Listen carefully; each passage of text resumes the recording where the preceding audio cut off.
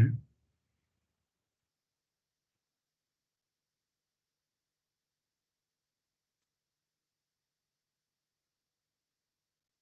गुरुदेव सियाग सिद्ध योग ध्यान की विधि। आरामदायक स्थिति में बैठ जाएं और कुछ समय के लिए गुरुदेव के चित्र को ध्यान से देखें। अब आंख बंद कर लें और गुरुदेव श्री रामलाल जी सियाग के चित्र को अपने आज्ञा चक्र पर, जहां बिंदी या तिलक लगाते हैं, देखते हुए गुरुदेव से 15 मिनट की अवधि के लिए ध्यान स्थिर करने की प्रार्थना करें। अब गुरुदेव के चित्र को आज्ञा चक्र पर देखते हुए साथ ही संजीवनी मंत्र का मानसिक जाप बिना होंठ और जीभ हिलाए करते हुए ध्यान करें। इस दौरान यदि आपको कोई यौगिक क्रिया हो तो घबराएं नहीं, ना ही इसे रोकने का प्रयास करें। ध्यान की अवधि पूर्ण होते ही यह क्रियाएं स्वतः बंद हो जाएंगी। इस विधि से सुबह शाम हल्के पेट नियमित रूप से केवल 15 मिनट का ध्यान करें और संजीवनी मंत्र का मानसिक जाप हर समय करें। कुछ विशेष ध्यान रखने योग्य बातें। संजीवनी मंत्र का मानसिक जाप अपने दैनिक कार्य करते हुए अधिक से अधिक करें। संजीवनी मंत्र के साथ किसी और मंत्र का जाप नहीं करना है। इस मंत्र को कभी भी लिखकर या बोलकर किसी को नहीं बताना है। तांत्रिकों से नहीं मिले और ना ही उनके दिए हुए डोरे या ताबीज आदि पहने। यदि पहना हुआ है तो यह साधना शुरू करने से पहले निकालकर फेंक दें। अब शक्तिपात दीक्षा के लिए गुरुदेव की दिव्य वाणी में संजीवनी मंत्र ध्यान से सुनिए और उसके पश्चात 15 मिनट ध्यान करें। आप भी जो है ना, जो मैं मंत्र बताऊंगा उसको बोल कर या इशारे से किसी को नहीं बताओगे। रहदास ने कहा ना, अब कैसे छूटे नाम रट लगी। किसकी लगी नाम रट? राम की लगी, कृष्ण की लगी, ये रोक लगी हुई थी गुरुओं की। और उसका मानसिक जप करना, समझे? वो मंत्र बता दो, एक बीज मंत्र है वो। अब बरगद का पेड़ का बीज राई के दाने जितना होता है, किलोमीटर में फैलेगा, उसका होता है एक शब्द क्लीन शब्द के आधा ला में मिलावा, बड़ी की मात्रा और बिंदी, उसका उच्चारण होगा क्लीन गा की ध्वनि निकलेगी पीछे। आप अंग बोलो, यहां स्ट्रोक लगता है, अंग बोलो। कभी मनी मैंने बोल के देखो, अंग बोलो तो यहां स्ट्रोक लगता है। तो इसमें क्लिंग बार बार आया। अब वो लय नहीं बनती क्लिंग एक में, तो हमारे ऋषियों ने इसको जपने का तरीका बताया। Cling Krishna cling, cling Krishna cling. क्री लगनी चाहिए, क्रय नहीं क्री। एक ही मात्रा नहीं लगेगी तो राधा तत्व शामिल नहीं होगा, और राधा के बिना कृष्ण आधा। तो ये इसमें राधा और कृष्ण का मंत्र है। राधा तत्व है सांसारिक सुख देगी, कृष्ण मोक्ष देगा।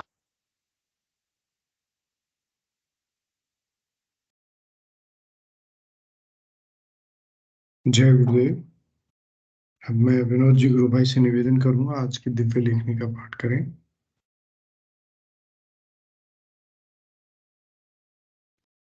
जय गुरुदेव जी। मैं स्क्रीन शेयर कर देता हूँ।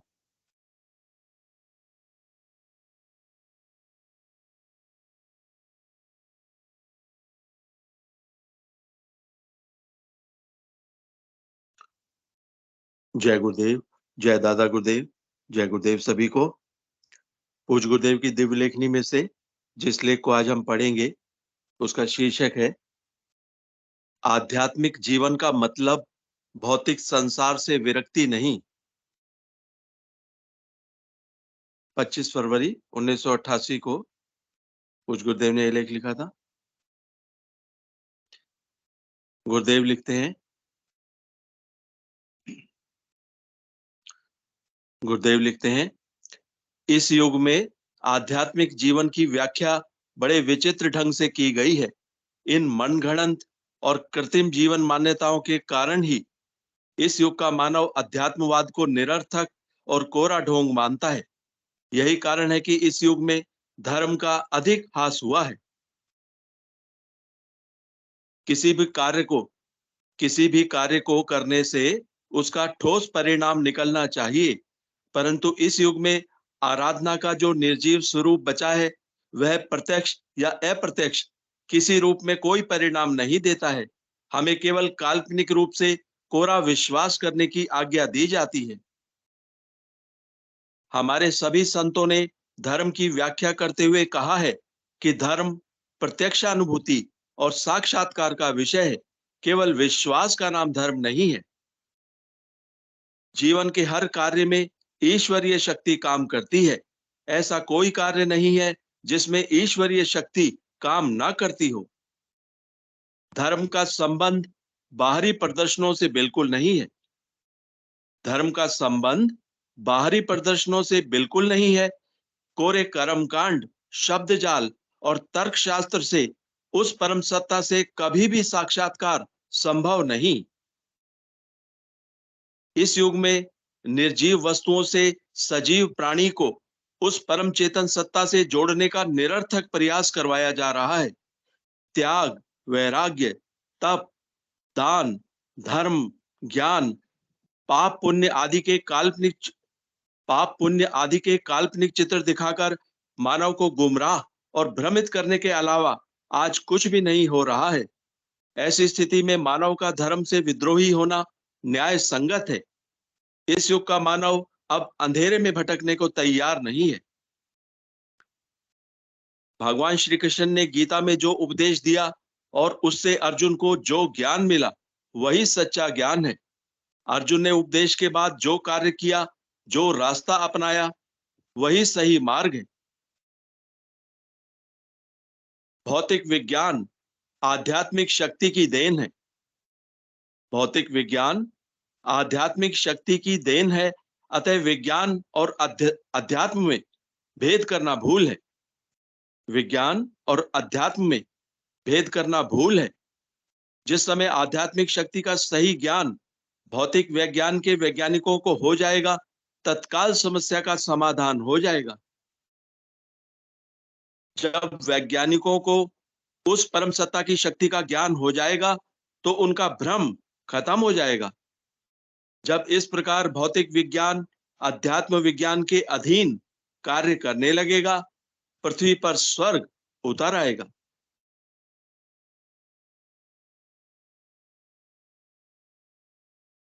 जय गुरुदेव, जय दादा गुरुदेव, जय गुरुदेव सभी को। जय गुरुदेव। मैं निवेदन करूंगा सुनील जी गुरु भाई से, कृपया यदि उपस्थित हैं तो, और यदि सहज हैं तो कृपया आज के मंच का संचालन करें।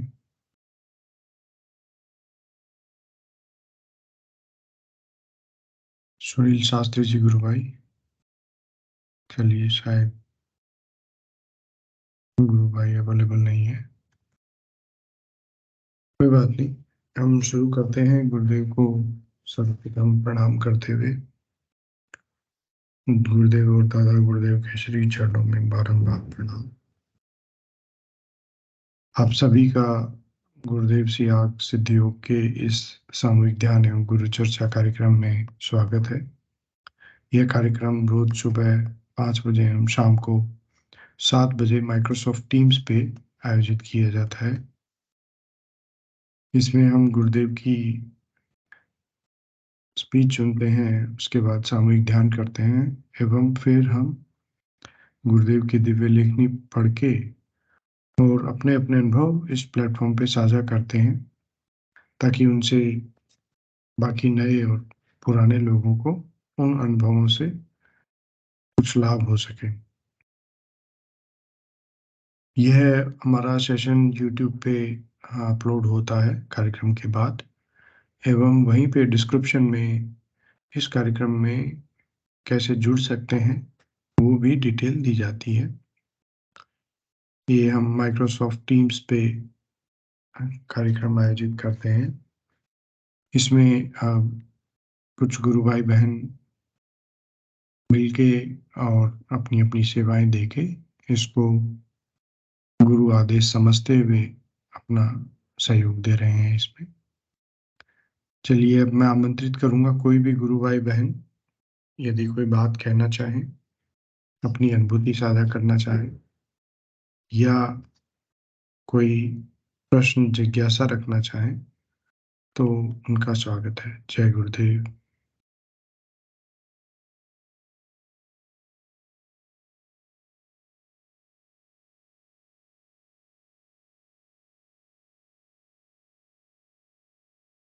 जी, कोई भी गुरु भाई बहन कोई भी अपनी अनुभूति साझा करना चाहे तो मैं उनका स्वागत करूंगा।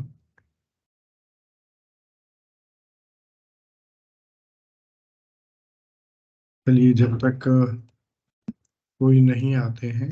अच्छा, विक्रम जी गुरु भाई ने हैंड रेज किया है। जी गुरु भाई, जय गुरुदेव, आपका स्वागत है।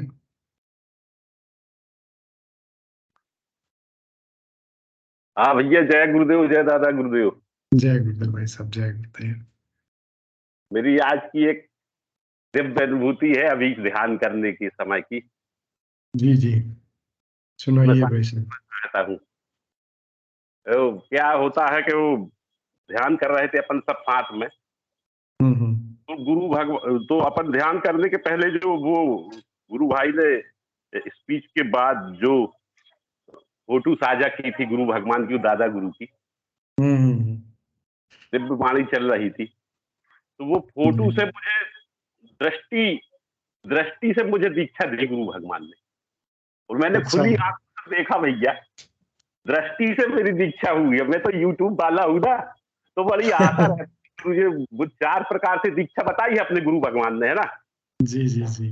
दीक्षा, स्पर्श से दीक्षा, दृष्टि से दीक्षा, और एक और कोई है ना, 4 प्रकार से ऐसी दीक्षा बताई थी। तो गुरु भगवान ने आज मुझे दृष्टि से दीक्षा दी, दृष्टि से मंत्र दिया, और वो मंत्र मैं देख रहा कि ये मंत्र है और वो गुरु भगवान मुझे दे रहा है। पहले आंखों में थोड़ी रोशनी बनी, फिर वो रोशनी बढ़ते बढ़ते बड़ी दिव्य बन गई, और फिर उसी रोशनी में वो मंत्र लिख के बिल्कुल मेरी आज्ञा चक्र से और अंदर जा रहा।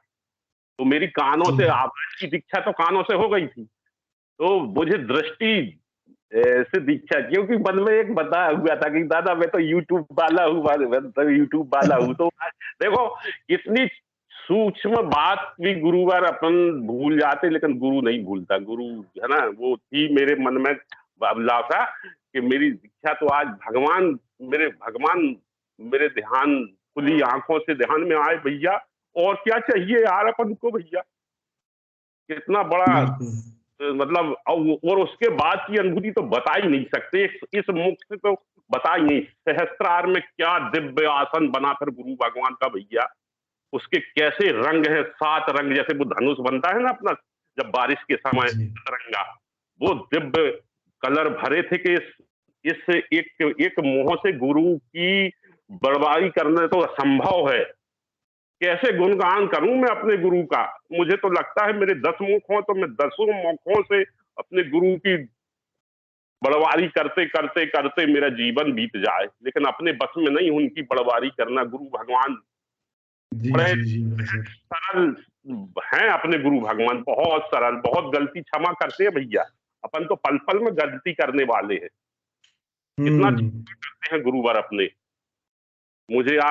मुझे गुरु भगवान ने दृष्टि से दीक्षा दी भैया, मैंने खुली आंखों से देखा, सच्ची बता रहा, मुझे बहुत अच्छा गुरु भगवान ने आज। हाँ, बहुत दिव्य अनुभव है भाई साहब आपका, और ऐसे अनुभव हमें मतलब काफी लंबे समय तक याद रहते हैं। बाकी मैं गुरुदेव जो बताते हैं स्पीच में कि एक गुरु अपने शिष्य की कुंडलिनी,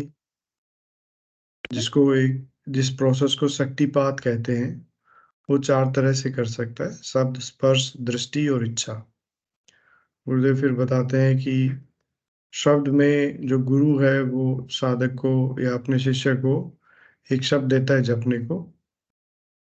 स्पर्श में गुरु साधक का मूलाधार चक्र, हृदय चक्र या सहस्रार चक्र स्पर्श करता है तो भी उसमें शक्तिपात हो जाता है। जी जी जी। फिर तीसरा गुरुदेव बताते हैं कि दृष्टि से भी शक्तिपात होता है। तो उसमें गुरुदेव उदाहरण देते हैं कि दादा गुरुदेव अंतर्लक्षी थे। जो गुरु अंतर्लक्षी होता है वो शक्ति दृष्टि से भी शक्तिपात कर देता है, साधक पे दृष्टि डालता है और उस दृष्टि से भी उसको शक्तिपात हो जाता है। चौथा गुरुदेव बताते हैं कि इसमें गुरु का रोल कम होता है, शिष्य का ज्यादा होता है। फिर बताते हैं कि इच्छा, तो इच्छा से भी शक्तिपात हो जाता है। फिर आगे उदाहरण देते हैं कि कबीरदास जी ले गए, उनके गुरु ने मना कर दिया था लेकिन उनकी इच्छा इतनी तीव्र थी तो वो इसमें शिष्य ले जाता है। तो इस तरह ये 4 तरह से शक्तिपात दीक्षा होती है। हमारे गुरुदेव सबसे ही दीक्षा शक्तिपात करते हैं। और ये तो क्या उसे हुआ, मन में अभिलाषा बनी रहती थी, यूट्यूब वाले हैं अपन गुरु भगवान कैसे हो गए, हमको जैसे दूसरे गुरु भाइयों को कभी हम सुनते हैं तो हमारी भी दीक्षा हो जाती ऐसी। और आई मन में बात, बहुत समय हो गए, 8-10 जी महीने जी जी पहले आई।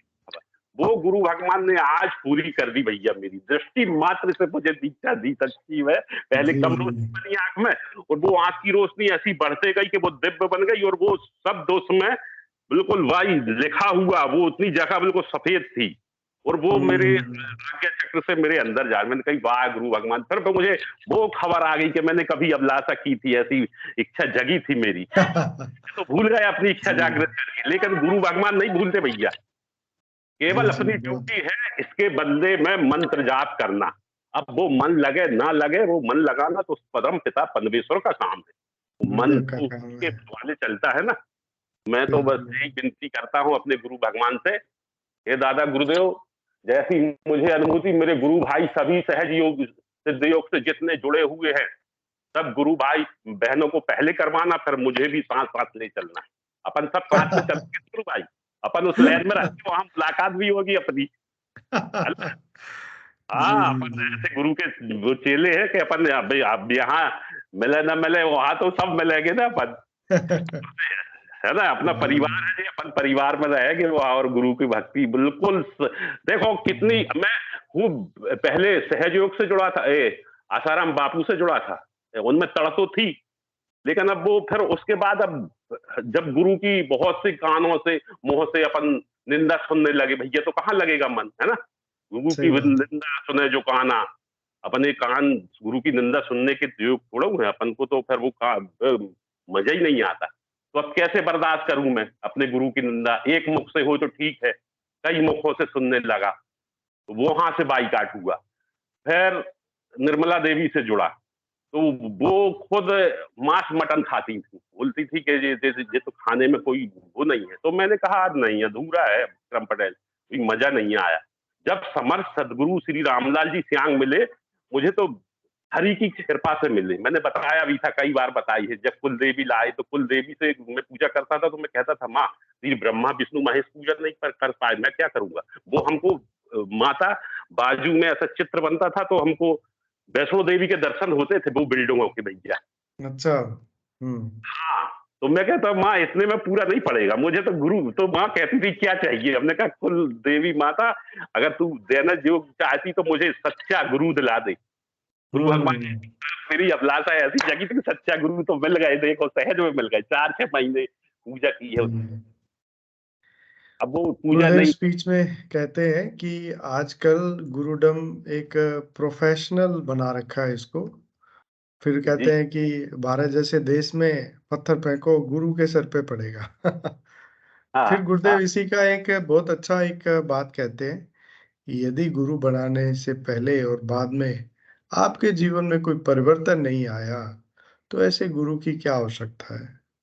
तो गुरुदेव फिर एक लाइन और बोलते हैं कि मेरे से जुड़ोगे तो आप में परिवर्तन आएंगे, और नहीं आते हैं तो कोई दूसरा गुरु देखो भाई। हाँ, तो बड़ा स्पष्ट गुरुदेव का, बड़ा स्पष्ट मतलब सही आदेश सही है। और एक पहचान के लिए भी हाँ, गुरुदेव ने हमें एक दिशा निर्देश दिया हुआ है कि भाई आप इस आराधना पे चलोगे तो आप में परिवर्तन आएंगे। और यदि कोई पुरानी आप आराधना कर रहे हो पहले और उससे आपको परिवर्तन आ रहा है तो चलते रहिए, लेकिन गुरुदेव ने मतलब उन सब चीजों को एक तरह से अ, व्यर्थ बताया है, क्योंकि आराधना अंदर की है और आज तक कोई इस तरह कुंडलिनी शक्ति जागृत करवा के उसे ऑटोमेटिक योग नहीं करवा पाया। तो मतलब ये बड़ी अच्छी बात है कि हम पहले कहीं भी भटके हों लेकिन अंततः गुरुदेव के चरणों में आ गए। और ये सब गुरु ही करता है। ये हमें ऐसा लगता है कि हमारे पूर्व जन्म के कर्म अच्छे हैं, या हाँ, हमने किसी जब हम फला फला देवी देवता की पूजा की उससे ये फायदा हुआ, ऐसा नहीं है। हाँ, गुरु पुण्य समर्थ है तो जन्म वो, की हाँ, वो तीनों हम्म, ब्रह्मा विष्णु महेश तीनों से बड़ा है वो। फिर उसके आगे क्या कोई चीज लगेगी? क्या किसी की सिफारिश लगेगी? तो नहीं, गुरु ही शिष्य को वॉच करता है, उसको देखता है, उसको ही कोई छोटी मोटी आराधनाएं या उसकी जो भी क्रियाएं हैं वो सब उसको पता होती है। और एक निश्चित समय आने पे गुरु उसको अपनी शरण में ले लेता है। गुरुदेव ने स्पीच में बहुत बार कहा है कि गुरु ही शिष्य तक पहुंचता है, शिष्य की कोई हिम्मत नहीं है कि गुरु तक पहुंचे कोई वो। औकात नहीं है, कोई औकात नहीं है, बिल्कुल जी। आपकी की बात है। इस बात से तो मैं बिल्कुल जना दिया भगवान ने। और भैया हुआ था जी। भी ये, बुआ बुआ रहती है सामने घर के, बुआ लोगों का घर है। हाँ। बुआ तो नहीं है, भैया लोग हैं। तो भैया एक हम्म। भैंसिया पाले थे। तो मैं हम्म। शाम को अब फिर भी टहलने निकलता हूँ, अभी 10-11 बजे घूम के आता हूँ। एक हम्म। आध रोड बनी है पक्की, तो मेरी भैंस, हम्म। मैंने कहा विक्रम पटेल ऐसा ना हो कि इनकी भैंस चोरी हो जाए। देखो मन में ख्याल आया। अच्छा। एक दिन आया, 2 दिन आया, मैंने नकार दिया। मैंने कहा अभी बताऊंगा तो कहेंगे भैया कुछ का कुछ बता रहे यार श्री फंड में, है ना। हम्म। ऐसा में आया कि इनको बता दें अपन के भैंसिया चोरी हो जाएगी तुम्हारी। और हम्म। तो 2-3 दिन बाद, 4-5 दिन बाद वो भैंसिया गुम गुम गई, गुम गई। अच्छा। ओके। हाँ, तो सने सने सने सने अगर मंत्र जाप करो आप, तो ये तो बड़ी तुच्छ सी चीजें हैं। भगवान बताते हैं ना कि एक दिन तेरा भी आएगा, अगर तू दूसरे की देखेगा तो एक दिन तेरा भी जी। आएगा। तो वो याद करके मैं ऐसा ही, मतलब पल के कोई अगला क्षण के ऊपर नहीं छोड़ना है मंत्र जाप को अभी। हम्म। हाँ, वो मन लगे ना लगे वो तो उसकी ड्यूटी है परमपिता जगदीश्वर की। मैं तो यही कह के बैठता हूँ भैया सही में कि मैं जी। दादा कामी क्रोधी लोभी अहंकारी, मेरे 9 दोरों से मल निकलता हूँ, मैं कैसे भगवान का भजन कर सकता हूँ? मेरी औकात नहीं है। तू जपा ना, जी। ओंठ जी। हिले भगवान, मेरी ताकत नहीं है। मैं तो करता हूँ तो ओंठ भी हिलता है, कभी को जीभ भी हिल जाती है। तो पद्मेश्वर समझ सिद्धियों के दाता, तू मेरी पुकार सुन। मैं ऐसा ही सिद्धि कर करके भैया, गुरु भगवान ने बताओ 1-1.25 साल हुए अभी जुड़े, यूट्यूब से जुड़े। और गुरु अच्छा। भगवान के देते यार भैया, आप लोगों तो भगवान ने क्या दिया होगा। और दिव्य, बहुत गजब है। ऐसे समर्थ सदगुरु भगवान को लाखों प्रणाम, कोटों। ऐसा लगता है अच्छा, वो जैसे अब ऐसे भाव भी आने लगे भैया, जैसे नहाता हूं ना तो मैं जी। स्नान जी। तो मैं सोचता हूँ गुरु भगवान को चलो स्नान करवा रहे हैं। अपना अपना शरीर मल रहा, लेकिन ऐसा लगता है कि मैं गुरु भगवान के हम्म। पैर धो रहा हूँ, उनका शरीर घिस रहा हूँ। अब नहीं लगता कि मैं स्नान कर रहा। यही सोच हम्म। अपने गुरुवर को नहला रहा हूँ मैं, अपने गुरुदेव को कितने अच्छे से नहलाऊं और कितनी कितनी जी। साफ जी। सफाई रखूं इनकी। ऐसा ऐसा महसूस होता है। चलिए, बहुत अच्छा लगा गुरु भाई आपसे बात करके। और जय आपकी गुरुदेव, जय अनुभूतियां बड़ी दिव्य रहती है। जय गुरुदेव। चलिए।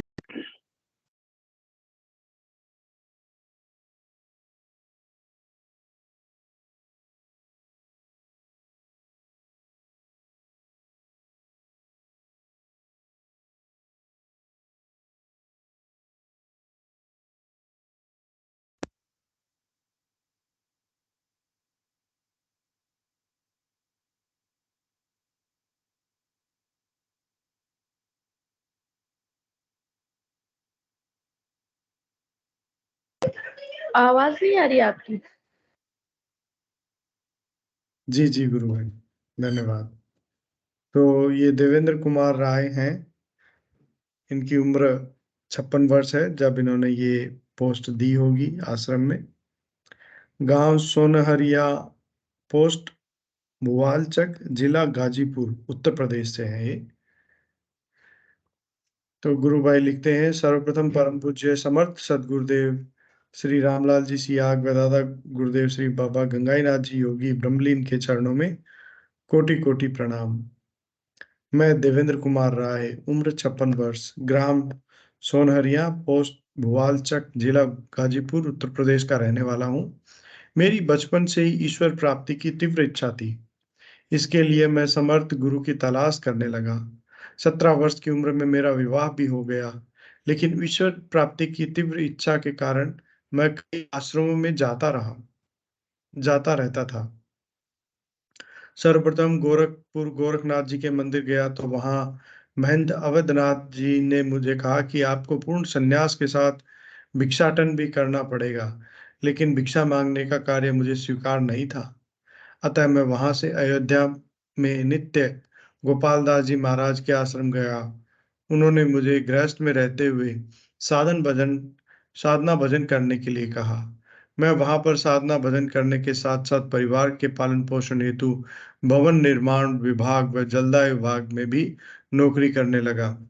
इस प्रकार साधन भजन करते हुए करीब 3 वर्ष बीत गए, लेकिन मुझे कोई आध्यात्मिक अनुभूति भी व आत्मसंतुष्टि प्राप्त नहीं हुई। इसके पश्चात मैं वापस घर आ गया। कुछ वर्ष घर पर रहने के पश्चात मैं काशी में स्वामी राम नरेशाचार्य जी के आश्रम गया। वहां मुझे मंत्र दीक्षा दी तथा मेरा नामकरण भी हुआ और मुझे रामदास कहा जाने लगा। कुछ दिन आश्रम में रहने के पश्चात मुझे आश्रम की गतिविधियों की जानकारी हुई तो अनुभव किया कि आश्रम में बेवजह की राजनीति होती है और सीधे सच्चे लोगों की हमेशा उपेक्षा व अपमान होता है। तो मैं वहां भी 2-3 वर्ष रहकर पाया कि यहाँ भी कोई सच्चाई नहीं है। इसके पश्चात मैं विहंगम योग से जुड़ा, वहाँ के विविध विध, विधियों का भी काफी अभ्यास किया, लेकिन कोई परिणाम नहीं मिला। इसके बाद मैंने हार नहीं मानी और लगातार समर्थ सदगुरु की तलाश में रहता।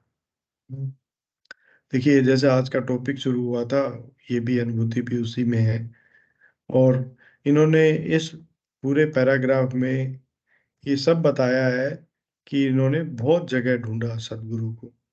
और इन्होंने जैसा लिखा कि भाई मैं तो पालन पोषण हेतु कोई भी नौकरी कर लेता था। तो मतलब इनकी जो तीव्र इच्छा थी ईश्वर प्राप्ति की, वो बड़ी बचपन से बड़ी तीव्र थी और उसी में ज्यादा फोकस रहता था इनका। और साथ में जो भी काम मिल जाए वो करके अपना परिवार का और अपना पालन पोषण करना। चलिए आगे पढ़ते हैं। अब वर्षों तक भटकने के पश्चात आखिर मुझे मेरे समर्थ सदगुरुदेव मिले। अब मैं नियमित ध्यान व नाम जप करता हूँ, जिससे मुझे पूरे शरीर में हल्का योग होता है और आनंद की असीम अनुभूति होती है। अब मेरा संकल्प है कि जब मुझे गुरुदेव ने ठीक कर दिया है तो मैं आजीवन सदगुरुदेव की सेवा में रहूंगा, जीवन भर इस दर्शन का प्रचार प्रसार करूंगा। इसी दौरान मैं स्वयं को कल की अवतार कहने वाले बाबा स्वामी सदानंद परमहंस के आश्रम गया। वहां पर साधकों से खेतों में व निर्माण कार्यों में कई घंटों तक कठिन परिश्रम कराया जाता था। गलती होने पर कोड़े व डंडे से पिटाई होती थी तथा ये भी कहा जाता था कि आश्रम के अलावा बाहर का खाना खाने से आपकी मृत्यु भी हो सकती है।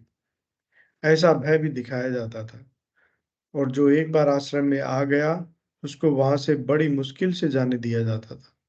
जो जाने की कोशिश करता था उसकी भयंकर पिटाई भी की जाती थी।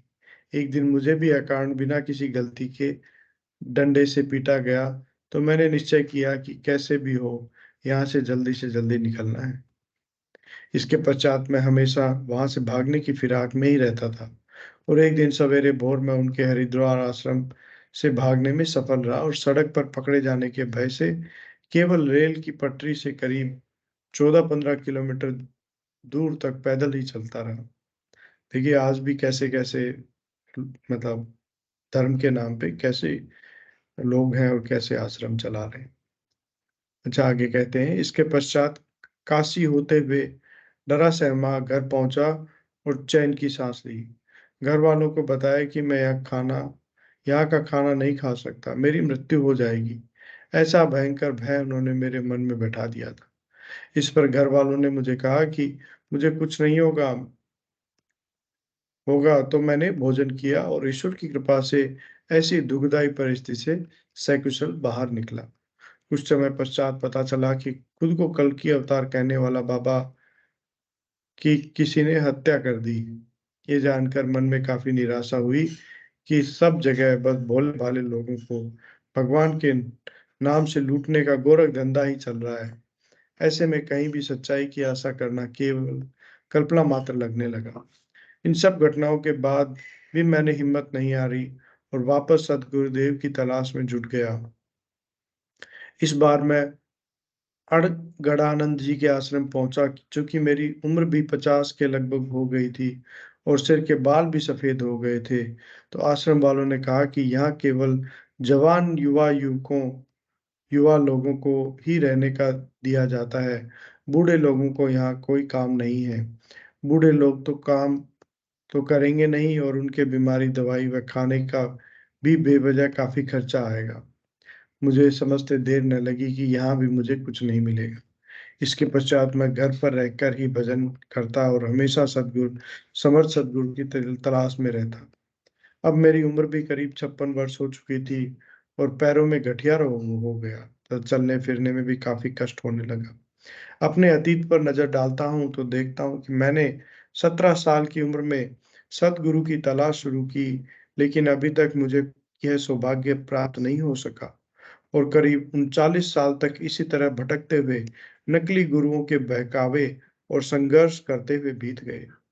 इसी क्रम में इसी वर्ष अप्रैल मई 2016 में सिंहस्थ कुंभ जैन में गया तो वहां कुछ लोग सिद्ध योग के पर्चे बांट रहे थे। उनमें से एक ने मुझे पर्चा दिया और सिद्ध योग के विषय में तथा इसके लाभ के विषय में बताया तथा कहा कि सिद्ध योग से आपका गठिया ठीक हो जाएगा। इसके बाद मैं वहां पर सिद्ध योग के शिविर में पहुंचा। वहां पर मुझे सिद्ध योग दर्शन की जानकारी देकर ध्यान करवाया। इस समय तक मैंने सामान्य तरीके से ही लिया। इस प्रकार मैं सिद्ध योग के पर्चे व कार्ड लेकर घर पहुंचा और इस विषय में अपने चाचा को बताया तथा चाचा जी ने कहा कि एक बार कुछ दिन ध्यान करके देखो, यदि इससे तुम्हारा गठिया ठीक हो जाए तो तुम इनको ही अपना गुरु स्वीकार कर लेना। मैंने कहा ठीक है, मैं इसे एक बार आजमा के देखता हूँ। इसके बाद करीब 15 दिन तक मैंने गुरुदेव की तस्वीर से सुबह शाम ध्यान में नाम जप किया तो मैंने देखा कि मेरा गठिया का दर्द बिल्कुल कम हो गया है और चलने फिरने में भी अब कोई समस्या नहीं रही। ये बात मैंने अपने परिवार में सबको बताई। सभी को काफी आश्चर्य और खुशी हुई। जिनकी कृपा से वो भी इतने दूर बैठे, बिना मिले, बिना दवाई और उपचार या कर्म कांड किए, केवल उनकी तस्वीर के ध्यान करने व नाम जप करने से मात्र 15 दिन में मेरा गठिया ठीक हो सकता है, तो ऐसे समर्थ सदगुरुदेव के लिए कुछ भी असंभव नहीं है। और इसके साथ ही मुझे पूर्ण विश्वास हो गया कि यही मेरे समर्थ सदगुरुदेव हैं जिनकी मुझे जीवन भर से तलाश थी और अब वही मेरे भवसागर से पार भी करेंगे। इतने वर्षों तक भटकने के पश्चात आखिर मुझे मेरे सदगुरुदेव मिले। अब मैं नियमित ध्यान और नाम जप करता हूँ, जिससे मुझे पूरे शरीर में हल्का योग होता है और आनंद की असीम अनुभूति होती है। अब मेरा संकल्प है, जब मुझे गुरुदेव ने ठीक कर दिया है तो मैं आजीवन सदगुरुदेव की सेवा कर में रहूंगा। जीवन भर इस दर्शन के का प्रसार प्रचार करूंगा। जय गुरुदेव। तो बड़ा दिव्य अनुभूति हमने पढ़ी देवेंद्र कुमार राय जी की। अब कोई गुरु भाई बहन यदि कुछ बोलना चाहें तो मैं स्वागत करूंगा और अन्यथा मैं एक अनुभूति और पढ़ दूंगा फटाफट। चलिए, शायद यदि कोई बोलना चाहे तो हैंड रेज करें प्लीज। ये छगन कुमार जी की अनुभूति है, पेट दर्द व पथरी से निजात। गुरु भाई छगन कुमार जी जोधपुर के रहने वाले। गुरुदेव ने मुझे नवजीवन दिया, आध्यात्मिक ज्ञान दिया। उन दयालु गुरुदेव के श्री चरणों में कोटि कोटि प्रणाम करता हूँ। जीवन में परेशानियां और बीमारी मेरे जन्म के साथ से ही शुरू हो गई थी। मुझे खांसी बुखार तो कभी लू, कभी सिर दर्द, कभी पेट दर्द हर समय रहता था। दवाइयों पर जीवन चलने लगा। मेरे पिताजी सप्ताह में कभी 2 या 3 बार डॉक्टर को दिखाते थे और डॉक्टर दवाइयाँ की लंबी सूची हाथ में थमा देता था। मैंने 7-8 साल में ही इतनी दवाइयाँ खा ली कि शरीर से दवाइयों की ही बदबू आती थी। जब मैं तीसरी कक्षा में पढ़ता था, उस समय मेरे पेट में भयंकर दर्द हुआ। जब डॉक्टर से चेकअप कराया तो डॉक्टर ने किडनी में पथरी बताई। डॉक्टर ने कहा कि किडनी का ऑपरेशन होगा। ऑपरेशन करते समय पथरी किडनी में बिखर गई और उन्होंने इस बारे में कुछ नहीं बताया। मुझे पहले से ज्यादा दर्द होने लगा। 2 दिन सही तो 4 दिन बीमारी में ही गुजारने पड़ते। जब दवाइयों से पार नहीं पड़ी तो किसी के कहने से मेरे पिताजी तांत्रिकों के पास ले गए। प्रत्येक तांत्रिक किसी न किसी देवता का दोष बता ही देता था और कुछ टोने टोटके करने की सलाह देता था। इस प्रकार जीवन नारकीय बन गया। ऐसे समय में योग संयोग कहिए या सदगुरुदेव की अहद की कृपा कहिए, मेरे पिताजी ने पूज्य सदगुरुदेव श्री रामलाल जी सिया के आश्रम में फर्श बनाने का ठेका लिया। अच्छा, वहां के आश्रम में, अपने आश्रम में इनके पिताजी ने फर्श बनाने का ठेका लिया। वहां पर सैकड़ों लोग गुरुदेव का ध्यान करने आते थे। जब दीक्षा का कार्यक्रम होता था तो हजारों लोग दीक्षा लेने आते थे। आश्रम में रह रहे रहे साधक सांगाराम जी को मेरे पिताजी ने मेरी परेशानी और पथरी के बारे में बताया तो उन्होंने कहा कि आप बच्चे को लाकर गुरुदेव से दीक्षा दिला दो तो ठीक हो जाएगा। मेरे पिताजी मुझे आश्रम ले आए और सदगुरुदेव से दीक्षा दिला दी। वह नियमित ध्यान, नाम जप और ध्यान करने लगा। मेरे पेट की नाड़ियों का खिंचाव ध्यान के दौरान स्वतः ही होने लगा। मुझे अच्छी गहरी नींद आने लगी। जो पहले रात भर नींद नहीं आती थी, और मैं 2-3 महीने में बिल्कुल ठीक हो गया। मैंने 2002 के अंत में दीक्षा ली थी। आज करीब 6 साल हो गए हैं। मैं बिल्कुल ठीक हूँ। पथरी स्वतः ही पेशाब के रास्ते निकल गई। दवाइयाँ छूट गई हैं। जीवन आनंदमय बन गया। पहले मैं पढ़ाई में बहुत कमजोर था। 8वीं में 2 बार फेल हो गया था। जब मैं 10वीं में पढ़ रहा था तो मेरे पड़ोसी हंसते थे कि 8वीं में 2 बार फेल हो गया, अब 10वीं में कितनी बार फेल होकर पास करेगा। लेकिन गुरुदेव की आराधना से मेरा मन पढ़ाई में एकाग्र होने लगा और मैंने द्वितीय श्रेणी, सेकंड डिवीजन से 10वीं उत्तीर्ण की। गुरुदेव की आराधना मानव का सर्वांगीण विकास करती है। यह मेरे जीवन में घटित हुआ है। आज मेरी उम्र 23 साल है। मैं ठेकेदारी का कार्य करता हूँ। आध्यात्मिक व भौतिक दोनों ही तरह मैं संपन्न हूँ। गुरुदेव की इस अद्भुत लीला को बारंबार नमन करता हूँ कि सर्वे भवन्तु सुखिनः, सर्वे सन्तु निरामया उक्ति अब गुरुदेव के माध्यम से चरितार्थ हो रही है। इतने दिनों तक तो ऐसे श्लोकों को केवल कंठ में मिश्री घोल कर गाया जा रहा था। अब भारत के सभी प्रमाणिक ग्रंथ अब गुरुदेव के माध्यम से बोल रहे हैं। जी, बड़ी दिव्य बात कही गुरु भाई ने कि सभी ग्रंथों में जो लिखा गया है वो सब प्रमाणित हो रहा है अभी। दोनों ही अनुभूतियां बहुत दिव्य थी आज की, और मुझे भी पढ़ के बहुत आनंद आया। आप लोगों को भी शायद इसमें बड़ा आनंद आया होगा। अब मैं निवेदन करूंगा, कोई भी गुरु भाई बहन यदि अपनी कोई बात रखना चाहें तो मैं उनका स्वागत करूंगा, और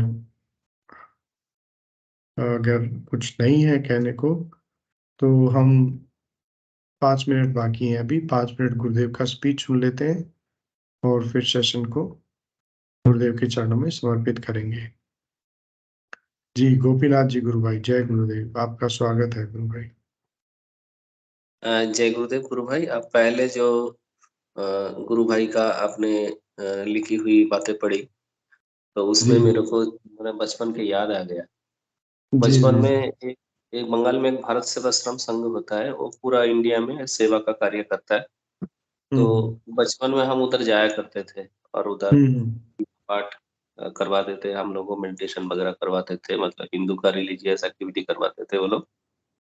तो उधर स्वामी जी लोग आते थे, तो वो लोग इंसिस्ट किया यार जिसको दीक्षा लेना है ले लीजिए। तो उस टाइम हमने दीक्षा ली नहीं। हमको था या रामकृष्ण परमहंस जैसा कोई आएगा तो तभी मैं उनसे दीक्षा लूंगा, खुद को मैं बचा के रखूंगा तब तक के लिए। अगर इस जिंदगी में कोई ना मिले ऐसा तो दीक्षा ही नहीं लूंगा। वो मेरा बचपन में, उसको 7th क्लास में पढ़ता था, बहुत ही छोटा था। तब से मैं कभी दीक्षा लिया ही नहीं। तो भगवान की असीम कृपा से गुरुदेव से दीक्षा मिली मेरे को। और मेरा दिल का ख्वाहिश था जो महापुरुषों के बारे में हम पढ़ते हैं, जैसे ऋषि अरविंद हो, नेताजी सुभाष हो, और जैसे भगत सिंह हो, ऐसा लोगों से हम कभी मिले नहीं। मतलब हमारा जिंदगी मतलब वो रह गया, क्या बोलता है, कंप्लीट नहीं हुआ, मतलब अनकंप्लीट रह गया। तो भगवान ने वो मेरा इच्छा भी पूर्ण कर दिया। गुरुदेव को पहली बार देखा तो हमें लगा साक्षात भगवान को दर्शन कर रहा हूँ। जय गुरुदेव। जय गुरुदेव जय सभी। गुरुदेव गुरु भाई जी, बहुत अच्छा बात रखी है आपने। गुरुदेव को देख के और इतनी पॉजिटिविटी मन में आती है और एकदम मन शांत हो जाता था। तो गुरु भाई ने बहुत अच्छा बताया।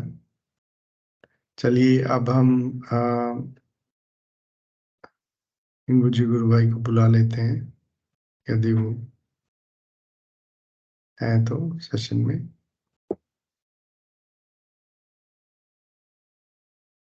शायद हिंगू जी गुरु भाई नहीं है, तो मैं विक्की जी गुरु भाई से निवेदन करूंगा। जी गुरु भाई, कृपया आज का मंच गुरुदेव के चरणों में समर्पित कीजिए। और मैं सभी से निवेदन करूंगा, कृपया अपना माइक और कैमरा ऑन कर लें। हम गुरुदेव का जयकारा भी लगाते हैं। जय गुरुदेव। गुरुदेव की दिव्य चेतना जगत में सिद्ध हो, जगत व्यापी हो और जगत के कल्याण के लिए हो। जय गुरुदेव। सभी को बोलिए प्रेम से कल की अवतार की जय हो। जय हो।